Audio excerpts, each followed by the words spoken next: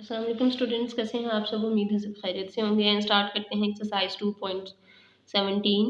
Question number 1 है, write each equation in slope intercept form, also find the slope and y intercept. तो students यहाँ पर हमारे पास सारी की सारी लीनियर इक्वेशंस हैं। सबसे पहले हम यहाँ पर लीनियर इक्वेशंस को शो करेंगे स्लोप इंटरसेप्ट फॉर्म में, और उसके बाद slope and y intercept find out करेंगे। तो स्टूडेंट्स यहाँ पर सबसे पहला क्वेश्चन ये रेज होता है कि बेसिकली हमारे पास लीनियर इक्वेशंस कौन सी हैं। तो लीनियर इक्वेशंस को पहले हम यहाँ पर डिस्कस करेंगे, उसके बाद स्लोप इंटरसेप्ट फॉर्म को भी डिस्कस करेंगे। तो स्टूडेंट्स सिंपली यहाँ पर हम डेफिनेशन लिखेंगे, if a b and c are real numbers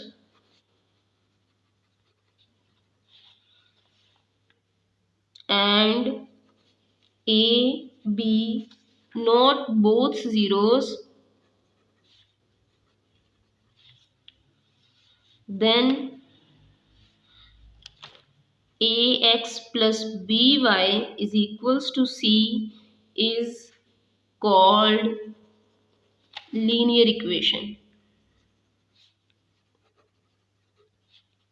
तो स्टूडेंट्स सिंपली यहाँ पर अगर हम चेक करें, हमारे पास 3 नंबर्स हैं A, B and C। Variable है X एंड Y। यहाँ पे चेक करें, X की पावर भी 1 है और Y की पावर भी 1 है। अगर किसी वेरिएबल की पावर शो नहीं हो रही, वहाँ पर कुछ नहीं लिखा, इट मीन्स कि वहाँ पर पावर 1 है। अगर हमारे पास 2 वेरिएबल हैं यहाँ पर X एंड Y, इनकी पावर 1 है, तो हम इस इक्वेशन को कहेंगे दिस इज लीनियर इक्वेशन। तो स्टूडेंट्स अगर यहाँ पर कोई और पावर होती तो हम उसे लीनियर नहीं कह सकते थे। तो इस टाइम पर ये हमारे पास लीनियर इक्वेशन है। सिंपली एक बार फिर से चेक करें कि a x plus b y is equals to सी।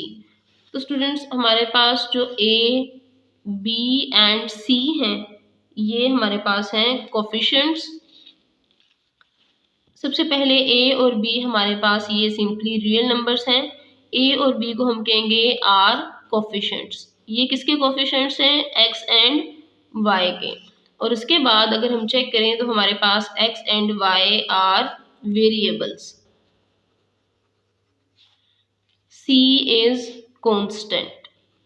सी हमारे पास कांस्टेंट है क्योंकि इसके साथ कोई भी वेरिएबल मल्टीप्लाई नहीं हो रहा। तो एक बार फिर चेक कर लें, A and B are coefficients of x and y. X and y are variables and C is constant. तो स्टूडेंट्स ये तो हमारे पास डेफिनेशन थी लीनियर इक्वेशन की। तो लीनियर इक्वेशन की सबसे जो पहली और इसमें टर्म है वो क्या है कि हमारे पास x और y कोई भी वेरिएबल होगा उसकी पावर 1 होगी, 1 के अलावा और कोई भी नहीं होगी। स्टूडेंट्स अब हम यहाँ पर स्लोप इंटरसेप्ट फॉर्म को डिस्कस करेंगे। तो ये बेसिकली हमारे पास है, if y is equals to m x plus c. ये हमारे पास एक लीनियर इक्वेशन है। यहाँ पर where m and c are constant. Constant means m भी कोई हमारे पास रियल नंबर होगा और c भी कोई रियल नंबर होगा। Then this equation is called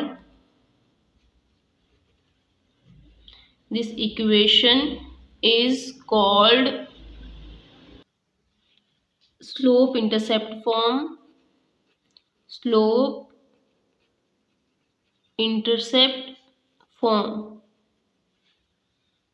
of linear equation।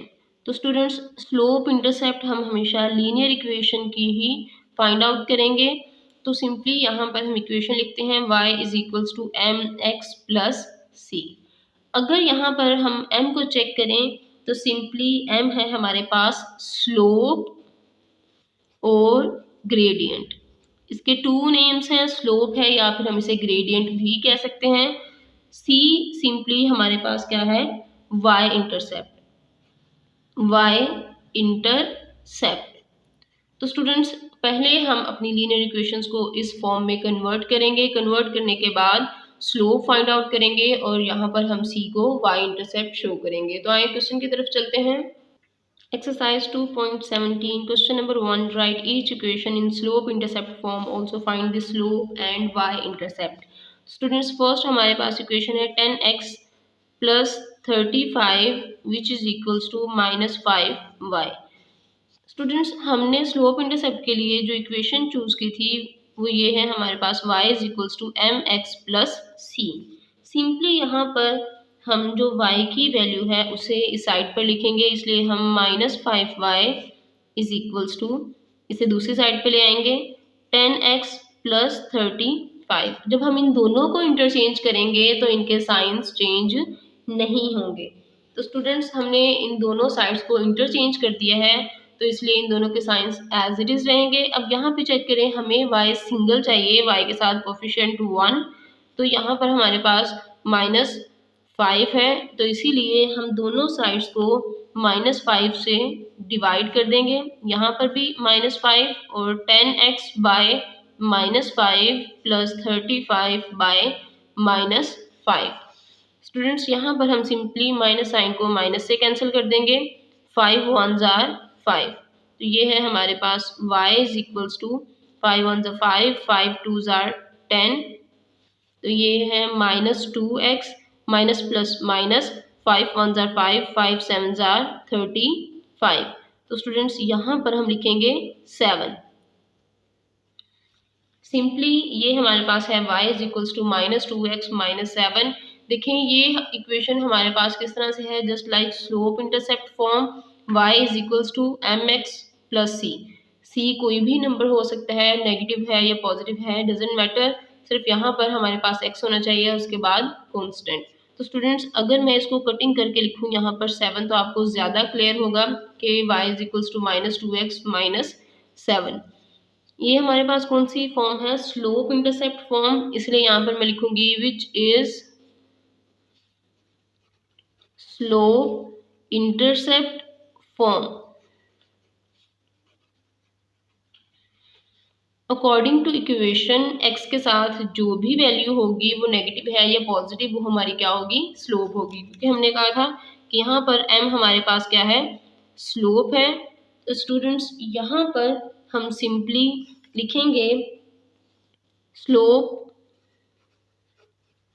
Is equals to -2, और इसी तरह c हमारे पास था y इंटरसेप्ट, तो सिंपली हम यहाँ पर लिखेंगे y intercept is equals to -7। इसी तरह से हम सारी इक्वेशंस को सबसे पहले स्लोप इंटरसेप्ट फॉर्म में कन्वर्ट करेंगे और उसके बाद वहाँ से slope and y intercept find out करेंगे।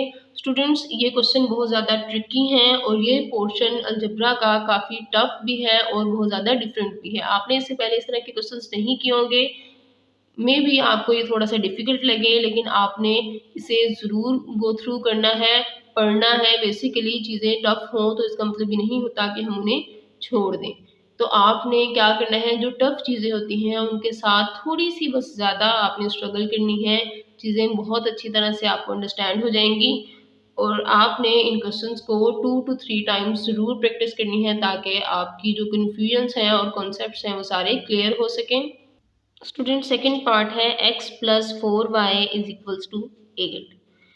हमारे पास जो y इंटरसेप्ट फॉर्म में स्लोप इंटरसेप्ट फॉर्म इक्वेशन है y is equals to mx plus c। आपने इस इक्वेशन को पहले साइड पे लिख लेना है ताकि आपको ये याद रहे कि आपने इक्वेशन को कन्वर्ट किस तरह से करना है। सिंपली y की टर्म इस साइड पर एज इट इज रहेगी, यहाँ पे हम लिखेंगे x पॉजिटिव है, जब ये दूसरी साइड पे जाएगा तो वहाँ जाकर माइनस में चेंज हो जाएगा, -x 8 के साथ यहाँ पर प्लस साइन है तो ये एज इट इज रहेगा। अब यहाँ पे चेक करें, हमारे पास 4y के साथ मल्टीप्लाई हो रहा है, अकॉर्डिंग टू इक्वेशन हमें y का कोफिशिएंट 1 चाहिए, तो यहाँ पर हम क्या करेंगे, 4 से डिवाइड कर देंगे, -x बाय 4 प्लस 8 बाय 4। तो स्टूडेंट्स यहाँ पे कटिंग करते हैं, 4 1s are 4, y as it is -x by 4 plus 4 2s are 8, 4 1s are 4, 4 2s are 8, तो यहाँ पर हम लिखेंगे +2। अगर इन दोनों इक्वेशंस को चेक करें तो ये हमारे पास इसी फॉर्म में है। सिंपली हम पहले यहाँ पर लिखेंगे -1/4x + 2। स्टूडेंट्स यहाँ पर हमने x को बस थोड़ा साइड पे करके लिख दिया है और इसे हम यहाँ पर लिख सकते हैं 1/4, क्योंकि x को 1 से मल्टीप्लाई करेंगे तो ये बन जाएगा x1 x/4 as it is. तो स्टूडेंट्स आपने पहले इक्वेशन को इस फॉर्म में कन्वर्ट करना है। तो ये हमारे पास कौन सी फॉर्म है? Slope intercept form. इसीलिए अब यहाँ पर लिखेंगे which is slope intercept form. तो स्टूडेंट्स अब हम यहाँ पर स्लोप भी फाइंड आउट करेंगे इसी इक्वेशन से और उसके साथ साथ वाई इंटरसेप्ट भी। तो स्लोप बेसिकली हमारे पास क्या है? एक्स का जो कोफिशिएंट है वो हमारे पास स्लोप है। तो इसीलिए यहाँ पर चेक करें, हमारे पास एक्स का कोफिशिएंट का है -1/4, ये हमारे पास स्लोप है और ये है वाई इंटरसेप्ट। तो सिंपली हम लिखेंगे slope is equals to -1/4 and y-intercept is only 2। Students y-intercept के लिए आप इसका पेयर बनाएंगे 0 and 2 का। मीन्स यहाँ पर x की वैल्यू 0 है और y की वैल्यू यहाँ पर हमारे पास 2 है और सेंटर में आपने ये कोमा यूज़ करना है ताकि 0 और 2 दोनों एक दूसरे से सेपरेट नज़र आए। इसी तरह से आपने फर्स्ट पार्ट में भी जब y इंटरसेप्ट लिखना है तो उसे -7 की बजाय आप लिखेंगे 0 and -7। ठीक है, तो आपने इसे पेयर की फॉर्म में लिखना है। आप इस तरह से भी लिख सकते हैं। ये बेसिकली एक मेन कॉन्सेप्ट था कि y इंटरसेप्ट यहाँ पर हमारे पास -7 है, लेकिन बुक में पीछे उसने आंसर जो है वो ऑर्डर्ड पेयर की फॉर्म में दिया हुआ है, इसीलिए आपने भी इसे इसी तरीके से करना है। स्टूडेंट्स थर्ड पार्ट है -8x + y = 5। यहाँ पर भी हम इक्वेशन को लिखेंगे y = mx + c, ताकि हमें इक्वेशन को अरेंज करने में कोई भी प्रॉब्लम ना हो। y इसी साइड पे रहेगा, y पॉजिटिव भी है और इसीलिए यहाँ से जब हम -8x को दूसरी साइड पे लेके जाएंगे ये कन्वर्ट हो जाएगा +8x में +5 एज इट इज़। यहाँ पर हमारे पास y का कोफिशिएंट ऑलरेडी 1 है, हमें किसी भी नंबर से डिवाइड करने की कोई ज़रूरत नहीं। तो स्टूडेंट्स ये हमारे पास इक्वेशन है y = 8x + 5। देखिए ये बिल्कुल इसी फॉर्म में है, ये बहुत जल्दी इस तरह से कन्वर्ट हो गई है, हमें मज़ीद स्टेप्स नहीं करने पड़े। तो अब ये हमारे पास क्या है? स्लोप इंटरसेप्ट फॉर्म, इसलिए हम लिखेंगे which is slope intercept form. तो स्टूडेंट्स अगर हम इस इक्वेशन को कंपेयर करें, x का कोफिशिएंट यहाँ पर हमारे पास 8 है, तो ये हमारे पास क्या होगी? स्लोप। तो सिंपली यहाँ पर हम लिखेंगे स्लोप इज इक्वल्स टू 8 और इसी तरह से जो हमारे पास y इंटरसेप्ट होगा, y इंटरसेप्ट में हम x की वैल्यू को 0 लिखते हैं और यहाँ पर सिंपली जो कांस्टेंट होगा हमारे पास c को चेक करें, यहाँ पर c हमारे पास है 5। तो यहाँ पर हम ऑर्डर पेयर लिखेंगे 0 and 5 का। स्टूडेंट्स फोर्थ पार्ट है 2y - 8 = 6x। अगर यहाँ पर हम इक्वेशन को कंसिडर करें y = mx + c, तो सिंपली हम इस साइड पर सिर्फ y की टर्म को रहने देंगे, जो कांस्टेंट है उसे दूसरी साइड पे ले जाएंगे, ये रह जाएगा 2y = 6x। This -8 will change into +8। तो स्टूडेंट्स यहाँ पर हमें y का कोफिशिएंट 1 बनाना है, तो इसके लिए हम इसे 2 यहाँ पर मल्टीप्लाई हो रहा है, दोनों साइड्स पर 2 से डिवाइड करेंगे। 6x/2 + 8/2। 2 1s are 2, 2 1s are 2, 2 3s are 6, 2 4s are 8। तो सिंपली यहाँ पे हम लिखेंगे y = 3x + 4। स्टूडेंट्स ये हमारे पास है स्लोप इंटरसेप्ट फॉर्म, तो इसलिए हम लिखेंगे which is slope intercept form. यहाँ पर जो x का कोफिशिएंट होगा वही हमारे पास स्लोप होगी, इसलिए यहाँ पर स्लोप है 3 और y इंटरसेप्ट है y इंटरसेप्ट के लिए हम x की वैल्यू 0 लिखेंगे और y है हमारे पास 4। स्टूडेंट्स जो c की वैल्यू होगी वही हमारे पास y इंटरसेप्ट होगा और स्लोप यहाँ पर हम x के कोफिशिएंट को स्लोप कंसीडर करेंगे। स्टूडेंट्स फिफ्थ पार्ट है 3y is equals to 15x plus 9। यहाँ पर y का कोफिशिएंट 3 है। According to equation y is equals to mx plus c, y का कोफिशिएंट 1 होना चाहिए। तो यहाँ पर हम दोनों साइड्स को 3 से डिवाइड करेंगे। 15x by 3 plus 9 by 3, 3 1s are 3, तो ये सिंपली होगा y is equals to 3 5s are 15, 5x plus 3 1s are 3, 3 3s are 9। तो हम यहाँ पर लिखेंगे y is equals to mx plus c। देखें ये इक्वेशन हमारे पास जो लीनियर इक्वेशन है वो किस फॉर्म में कन्वर्ट हो गई है, स्लोप इंटरसेप्ट फॉर्म में, इसलिए हम यहाँ पर लिखेंगे which is slope intercept form. तो स्टूडेंट्स जो भी x का कोफिशिएंट होगा वो हमारे पास क्या होगी, स्लोप। तो सिंपली हम यहाँ पर लिखेंगे slope is equals to 5 and y intercept is equals to 3। Students इसी को बिल्कुल इसी तरह से हम 0 और 3 की फॉर्म में लिखेंगे कि सिंपली हमारे पास जो y इंटरसेप्ट है वो किस फॉर्म में है, ऑर्डर्ड पेयर की फॉर्म में। फर्स्ट वैल्यू हम 0 पुट करेंगे क्योंकि y इंटरसेप्ट पर x की वैल्यू 0 होती है और 3 हमारे पास क्या था, जो कांस्टेंट था उसे हम y इंटरसेप्ट ही कंसिडर करेंगे, इसलिए ये हम ऑर्डर्ड पेयर में से लिखेंगे 0 एंड 3। स्टूडेंट्स आपने क्वेश्चन को करने से पहले जो हमने स्लोप इंटरसेप्ट फॉर्म का कॉन्सेप्ट डिस्कस किया है उसे बहुत अच्छी तरह से उसे लर्न करना है, अब्जॉर्ब करना है। जब तक आप उसे गो थ्रू नहीं करेंगे, लर्न नहीं करेंगे, आप क्वेश्चन को ना तो अंडरस्टैंड कर सकते हैं ना ही सॉल्व कर सकते हैं। स्टूडेंट सिक्स्थ पार्ट है 3 is equals to x by 4 plus y. According to equation हमें यहाँ पर फाइंड आउट करना है y is equals to mx plus c। तो स्टूडेंट्स पहले हम इन्हें इंटरचेंज करेंगे, y plus x by 4 is equals to 3। y हमें यहाँ पर चाहिए लेकिन x को दूसरी साइड पे लेके जाना है, यहाँ पर है प्लस एक्स बाई 4, जब हम इसे दूसरी साइड पे लेके जाएंगे तो ये बन जाएगा माइनस एक्स बाई 4। तो सिंपली यहाँ पे लिखेंगे y is equals to minus x by 4 plus 3 as it is.